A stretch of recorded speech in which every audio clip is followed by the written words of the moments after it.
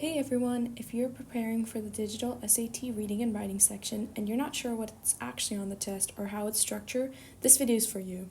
Today, I'm breaking down everything you need to know, the format, timing, question types, and 4 major content domains that the College Board tests.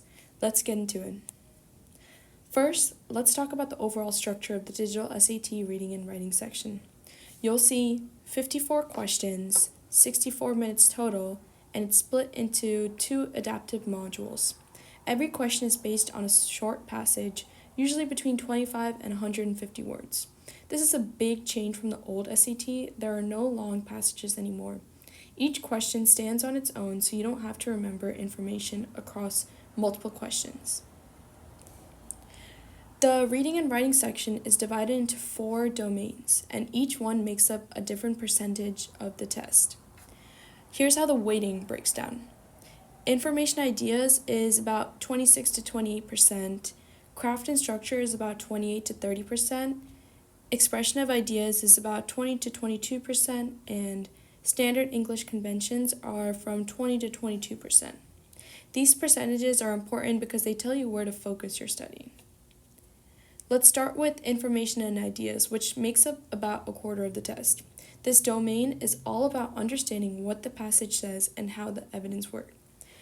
Common question types include identifying the main or central idea, determining the author's purpose, choosing or identifying the best supporting evidence, making logical inferences, answering detail-based questions, and you'll also see questions that involve quantitative information like reading graphs or table, connecting numerical data to the text, comparing claims with data, and you may also need to analyze textual relationships like whether evidence supports or contradicts a claim, and comparing 2 ideas within a passage. The next one is craft and structure, which is actually the largest domain on the test. This section focuses on how the passage is written, not just what it says. You'll see questions on words in context, where to use clues to determine meaning, text structure like how sentences or paragraphs are organized, rhetorical strategy or why the author included a specific example, point of view and purpose, including tone and potential bias. You might also be asked to evaluate the strength of evidence, compare different perspectives or viewpoints. The skills tested here include analyzing word choice, understanding how structures shape meaning, evaluating reason and effectiveness, identifying tone, purpose, and perspective. Expression of ideas is all about revision and clarity. These questions ask you how to improve a passage is written by choosing the best placement for a sentence, improving organization and logical flow, selecting effective transitions, eliminating wordiness or redundancy, choosing clearer or more precise wording. Sometimes you'll be asked to revise a sentence based on the author's purpose, meaning you need to pick the option that best matches what the author is trying to do. The main goal here is, another main area is transition words and rhetorical synthesis as well. The main goal here is improving clarity, coherence, and overall communication. These are some transitional words that are good to keep in mind when taking the exam and will help you while you're taking the SAT. Now, the final domain is standard English conventions, which focuses on grammar and mechanics.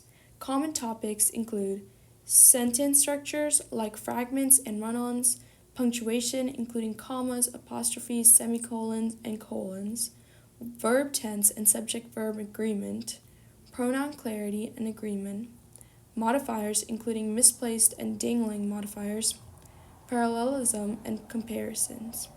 These questions test whether you can recognize and fix grammatical errors while keeping the meaning of the sentence in text. Another main area is boundaries and form, structure, and sense. Some SAT grammar rules that you must master is appositives, subject-verb agreement, essential versus non-essential information, verb forms, verb tenses, finite versus non-finite verb forms, independent versus dependent clauses, pronoun antecedent agreement, singular versus plural possessives, apostrophes, contractions, modifiers misplaced and dangling, gerunds, transitional adverbs. To do well on the digital SAT reading and writing sections, you need more than grammar rules. You need strong reading comprehension, reasoning, and revision skills. If you focus your studying around these 4 domains, you'll know exactly what the test is asking and how to approach each question. If this breakdown helped, make sure to like, subscribe, and comment what topic you want me to cover next, practice questions, strategies, or common mistakes. Thanks for watching.